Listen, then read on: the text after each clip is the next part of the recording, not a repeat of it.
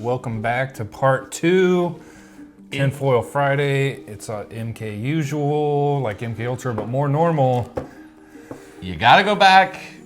You gotta watch part 1 of this before you understand where we're getting at here. We just cut this episode in 2. It was so long.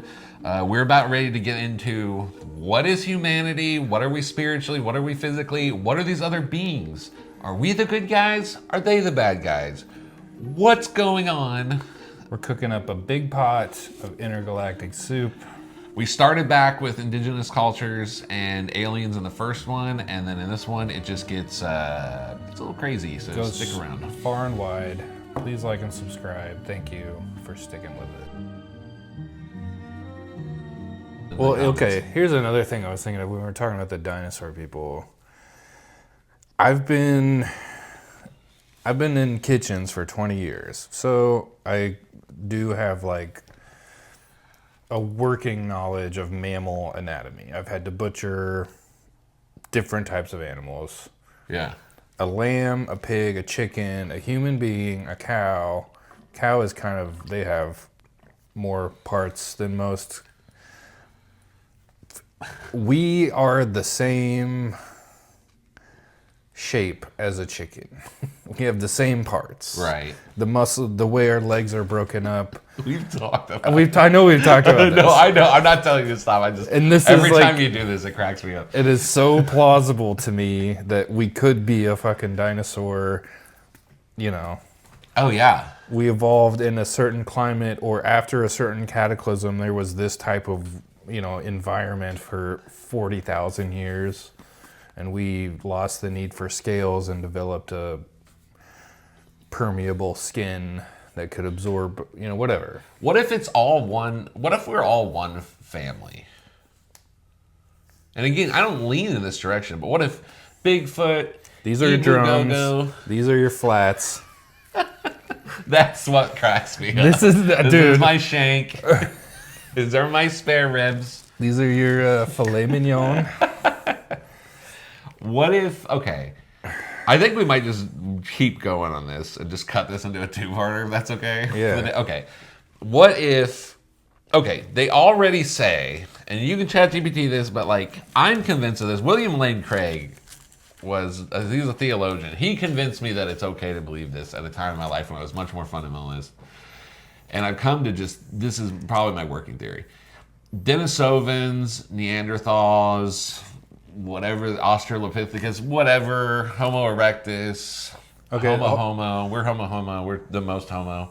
The Denisovans, like, there's evidence that, I want to hear what you're going to say. No, keep going. But that they were in America before the, like, land bridge theory. Yes. So it kind of, like, debunked the land bridge where they walked over from the Bering Strait from Asia and down all the way down to the bottom of Peru. There's also just there was history of like this Denisovan people already established. Ooh. Making. Am I misunderstanding that? No, I don't know. I've never heard this, but I believe you. I think it was in New Mexico. They found evidence of the, like, Denisovan people that like kind of disrupted the timeline of the land bridge theory.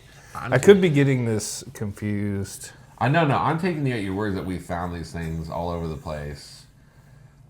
Well, here's one. Some genetic studies suggest that certain indigenous groups in America, especially in South America, have small amounts of Denisovan DNA. I remember. Okay. And that's in the Americas. It just says especially South America. Okay, New Mexico and ancient hominins. Sandia Cave. Yep, that's what I read about. Okay, evidence of pre-Clovis human presence. Other Chacho Cannon. Some Pueblo myths describe interactions with star people. Oh, this is getting into the same. It's all the same stuff. White sands footprints, fossilized human footprints in New Mexico have been dated to around 23,000 years ago, which I believe predates the land bridge. I think the land bridge was during the... I'm going to look it up real quick. Okay. The land bridge. It had to have been like 10... Oh, that's a long-ass time ago. But we're pretty certain, and it could all be bullshit, we're pretty certain that freaking... Well, this is saying the migration began 20 to 15,000 years ago. This was giving the like formation of the actual the sea levels being at the appropriate. So this predates that. Yeah. By 3,000 years. That they were migration, already there doing stuff. Yeah. Okay. They had already established and. Ooh, maybe we did come out of the ground. Maybe after the cataclysm happens, they just like fly us different places to give us a better chance at living. Pause. Okay.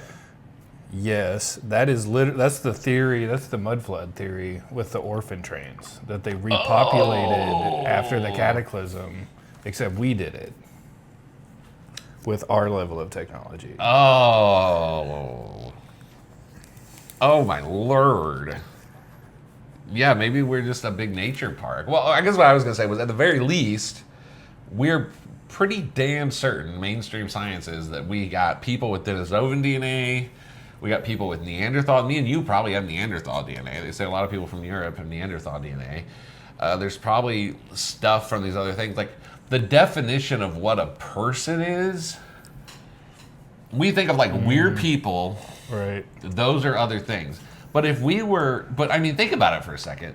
And I'm not a biologist, but I was taught that a species is something that can have sex with itself and produce offspring that can have sex that's fertile. Like a donkey and a donkey make a donkey. A horse and a horse make a horse. A horse and a donkey make a mule, and mules are infertile. Yes. So you can't call a donkey and a horse the same thing. Well, if I can have sex with a Denisovan, if Dennis can get down with his brethren and make a baby that goes on to be in the DNA of people in New Mexico and South America, how can you say we're you know what I'm saying? How can you say that we're not all people? Right. On some level, even, you know. This goes back. See, this is where I like language, because it goes back to the Hume. We all are of the earth. There's like a root linguistically that kind of unites us. I don't know.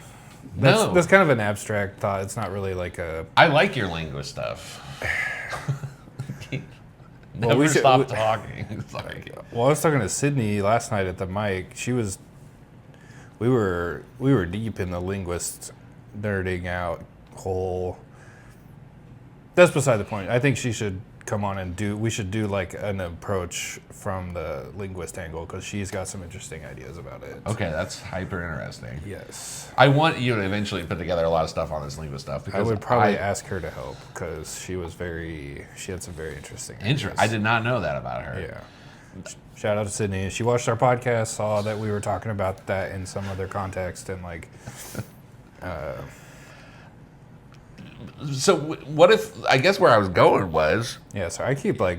No, you're fine. You're just like sparking these connections. That's what makes a good show. Yeah. You're fine, but I guess, and this is way far afield. We started with ancient, like, we started with this guy in South America. I guess where I was going was, there was this theologian who convinced me... You were talking about banging Denisovans. Yeah, I was talking about banging Neanderthals, banging Denisovans. There was a theologian who convinced me, he's like a Baptist, he convinced me that thinking of Adam, he said Adam and Eve could be what modern people would call something not human. Like a Neanderthal. Or, Yeah. Or there's probably all these crazy, we're a mix. We know we're a mix. Yes. We're not 100%. So there's probably all these different crazy mixes and combinations. There were probably Denisovans who were 5% human. You know what I'm saying?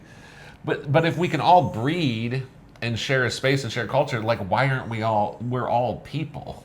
We're all human beings. And if you got that DNA in you, that's all it takes to call someone your ancestor. These people in South America have ancestors that we would not call human. We probably have ancestors that we would not call human. We have to expand the definition of human. So that goes into the question of, what if it's all one big thing? Earlier you said, we're in the Bigfoot line. Yeah. I was just thinking hair, because we have hair, we don't have smooth skin, blah, blah, blah. Well, right. Yeah. But so we did Ibu Gogo. We did the Hobbit people. Okay, what happens if you have sex with a Hobbit person? What happens? What if the Greys... Probably feels really good. Dear God.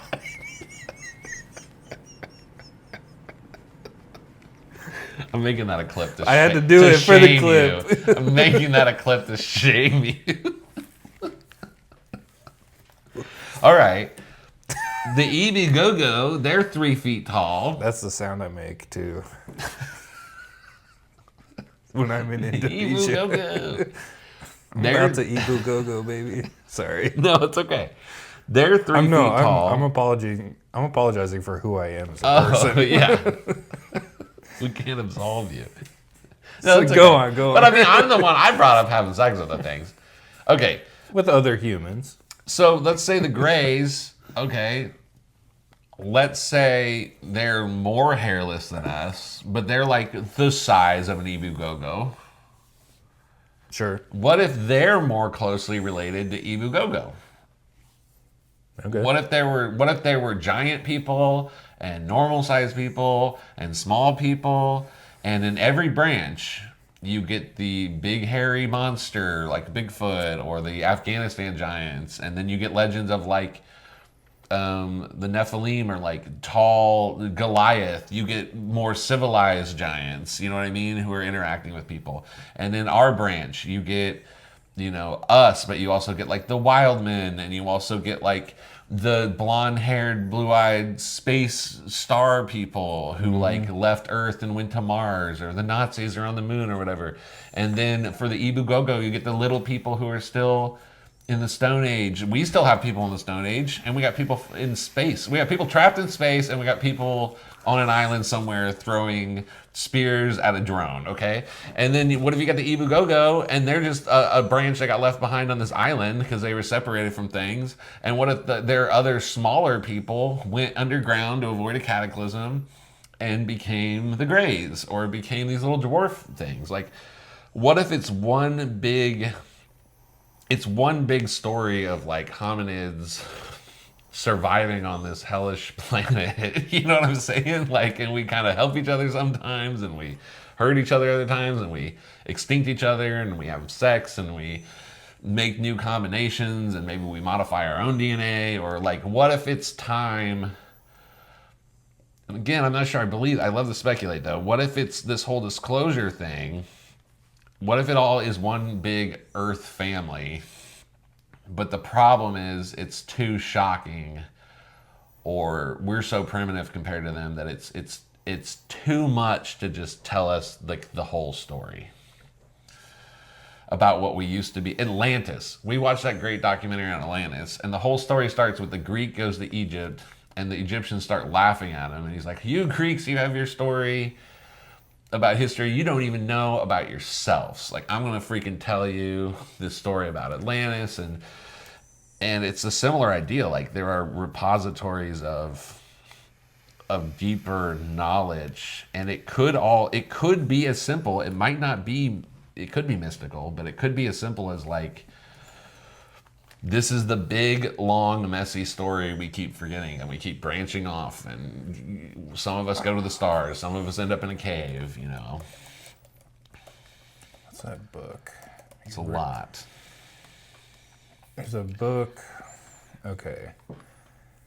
Urantia book. Have you heard of this book? No. Okay. It's 2,000 pages. And it is a spiritual and philosophical text published in 1955 by the Urantia Foundation. It presents a detailed cosmology, theology, and history of Earth, which it calls Urantia, blending elements of Christianity, science, and speculative metaphysics. So it could be a Christian Science thing, but it goes through like old, a much longer timeline of humans. I haven't read it. I read about it, and then I requested it through the interlibrary loan when I was in Manhattan. There's like one copy of it in Kansas, Yeah, and it's in this one library. But you can we can go to Johnson County and do an interlibrary loan request and get a copy of it. You can buy it too. We should but do like, that. but yeah, it's just like I found that as at the same time because I was looking for this stuff, I started to like hear about. I think the Clovis people kind of got me going on this like time that I didn't understand the timeline. First of all, Right. I didn't understand the formal timeline, let's call it, and then through researching that, realized that there was questions about that it wasn't. It's like any other theory. It's just agreed upon by the most people. It's the most popular, and there's never been consensus on it. That's what I'm trying to say. And this like presented these other possibilities that the timeline is much longer for human civilization. I think it has to be. It almost certainly has to be. And then it gets into like a spiritual thing, and but I found that at the same time as I found that guy's. It's called Suicide Note. I read Suicide Note in law school. But he gets back to like the dinosaurs and like all, like we should do a Suicide Note series. Yes, that shit was. Because it's like where it was Harvard. He was at Harvard. I think so. He was at some Ivy League school. Maybe MIT. I don't know. But okay, so like you're at one of those schools. They have records and articles and books and studies and shit that's published that's not even available to the public. For those of you who don't know, this was an event that happened in the late 2000s. 2009, 10-ish. Yeah. There was some Ivy League student who committed suicide. If you feel like someone else is going to harm yourself, talk to a friend. I think, are you legally required to say that? Well, you just should. But anyway, he wrote a suicide note. It was like 10,000 pages. That was like, something? that was like this massive tome on like the history and future of humanity. And it was this insane study of everything. I remember there was a section on the Civil War. There was a section on like the conquer of Normandy. Like you said, it gets into dinosaurs. It gets into like future AI stuff before that was even in like our language. Anyway, so keep going. I just wanted to throw that out there. I didn't know if people know what that means when you say suicide. Yeah, sorry. It's like this massive work that was literally a suicide note in the form of like a textbook. Yeah, it was a tome, like you said. It was like, I don't know. That was something that like, okay, well, someone who is probably way smarter than me had access to way more resources to research these ideas, and then came to these conclusions, like the Urantia organization. Well, okay, the book's origins are mysterious about the Urantia book. He claims that they were transmitted by celestial beings, but then they also like confirmed through research, they like compared it to the formal story. Right. It's like an Atlantis story. They're saying here's the real history of Earth. Yeah. Okay. Wow. Okay, We'll definitely have to get a copy of that. 4 parts, 2,000 pages. Part 1, the central and super universe, describes a vast hierarchical cosmos. Part 2, the local universe, details the administration of our universe by spiritual beings. Part 3, the history of Urantia, covers human evolution, history, and spiritual development. Part 4, the lives and teachings of Jesus, offers an expanded account of Jesus' life beyond the Bible. There is literally no philosophical condition that doesn't have to deal with Jesus. In a 4-parter about the secret history of the entire universe, that a quarter of it, that's like, okay. Dude, these things too, when they come, I just want to throw this out there. When the aliens come in the big false invasion in 2027, don't listen to them about Jesus. They're going to claim to have holograms. They're going to claim to have him, possibly. Okay, that's crazy. We need a copy of that book. Yeah. If for nothing else, that's super fascinating. It would just be a fun read. For sure. And then you never know. Okay. I think we'd take it. Okay, go ahead. Well, I was just going to say, when I read something like that, I am going to take it with the entire yearly output of a Chinese salt mine.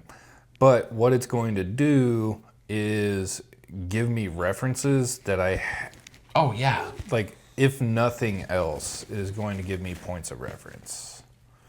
Oh yeah. And then I discern from there what is true or not. It is up to me because I blah blah blah blah blah. Well, here's another way to look at this. I was just like, don't listen to the aliens. Okay, let's say they're from Earth. All these native myths are real. It is the same thing as alien abduction. We know that these things, at the very least, are coy. I would use the term lie. Like, they will show people. Sorry, say that they are coy. They're, at the very least, they're coy about what they tell people. Oh, I see. Okay. Like, they kind of are like, well, we're from a place you couldn't understand, or like, it's so far out you wouldn't get it, or like, we're so old, or we know about Jesus, but we're not going to. They, at the very least, are coy, but also they just freaking lie sometimes. Like, they'll show people these like 3D holograms of like cataclysms and shit, and be like, this is going to happen in the year 1999, you know. You know what I mean? And maybe there's some timeline stuff happening, but they seem to lie and manipulate the information they tell people. So what does that sound like? That sounds like disinformation. So this is like modern day prophecy. Yes. Alien takes you out of your bed at night, shows you this vision of the future, shows you stuff from the past, returns you back in your bed, tells you to write a book. There could be true elements. There could be stuff that's 100% true in there mixed in with disinformation. That's the most believable lie, has some piece of the truth in it. We do it. Our intelligence agencies do it all the time. Our government does it all the time. So why wouldn't they do it? It's a technique that's been mastered by us at our level of technology. It works on these monkey brains. Yes. They can use, you know. So this is complex. We went way far from the beginning, but and I'm not sure we're done, but I just, this stuff with these native cultures, I don't see how you overcome that. I agree with there's something you real about the. If I'm gonna, okay, I take that with the entire yearly output of a Chinese salt mine, I still come to the conclusion that there is something credible there. You cannot write off. It's like there's the. If you're looking at like anthropology and like the development of tools, there's something called an atlatl, and it is a flat piece of wood that curves up slightly at the end with a hole in it, and you put a spear in it, and it's a lever. Ooh. It allows you to throw a spear more accurately, farther, with more, velocity than you can with your hand. That tool developed at the same time across all continents. So we were all kind of like evolving, and we get to a point where we start making tools like sharpening stones and these types of things, but that tool, that piece of technology, comes up in the record at almost the same time in cultures that would not have supposedly have had contact with each other. So there's like a physical piece in our record, in our of the fact that we independently came to this conclusion. I mean, that dude, okay, I mean, you're talking about and then the stories come up in the same way. So it's like, yeah. they're Does it have something to do with our brains? Like the structure, or our souls?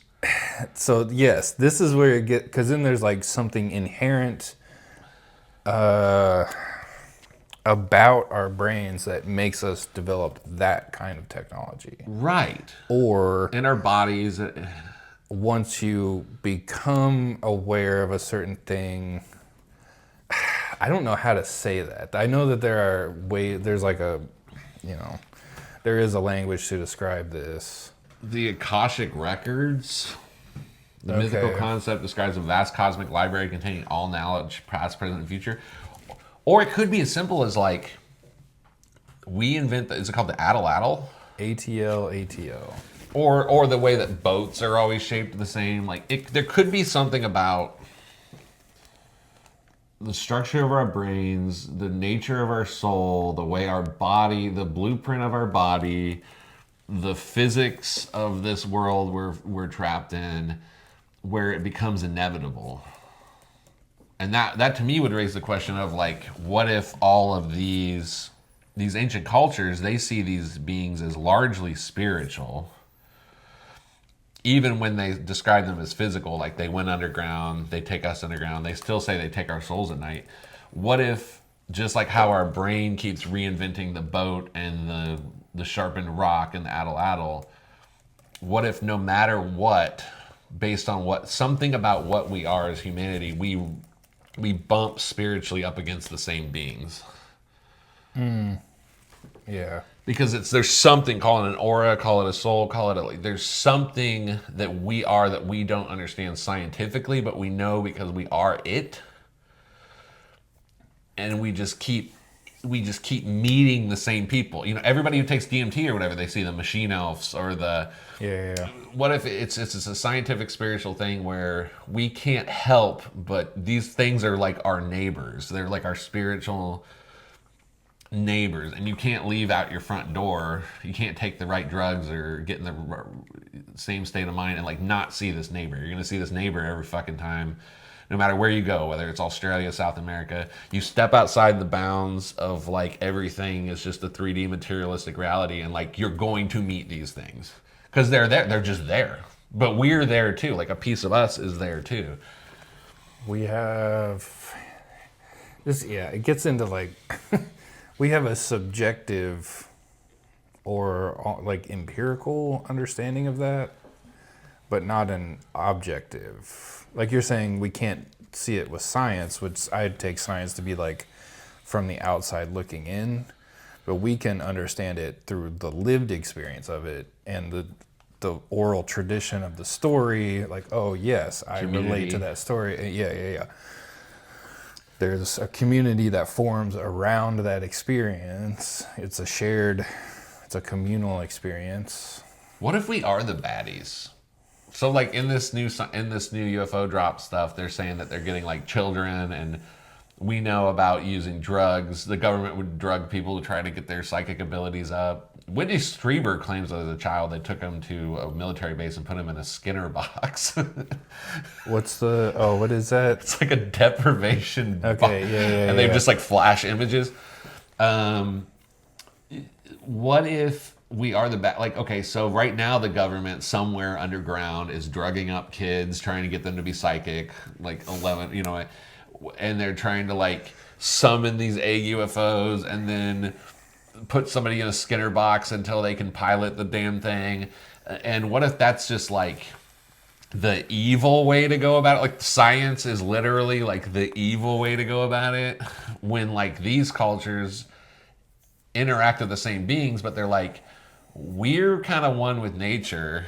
We see them as natural because in ancient cultures, even Western, supernatural and natural aren't the way we think about it now. It's all one fucking thing. Like, yes. History is mythology, mythology is history, and they're like, we don't mess with them because we know they'll fuck us up. We know they'll steal our soul. Sometimes they help us, but we mind our own business. We do the human thing. We hunt the frogs. You know what I mean? Like, we lick the toad. We spear the fish. We live at one with this like earth.